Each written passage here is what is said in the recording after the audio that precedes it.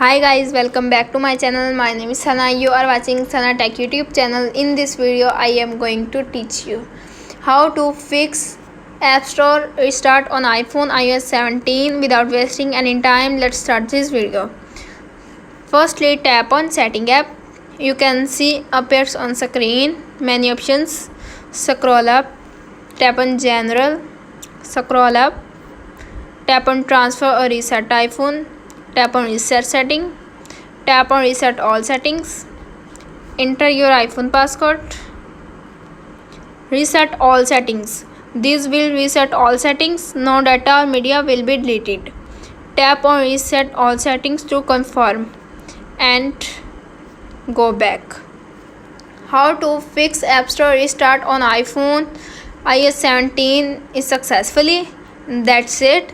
If the video helpful to you, please don't forget to share and subscribe my YouTube channel. Thanks for watching.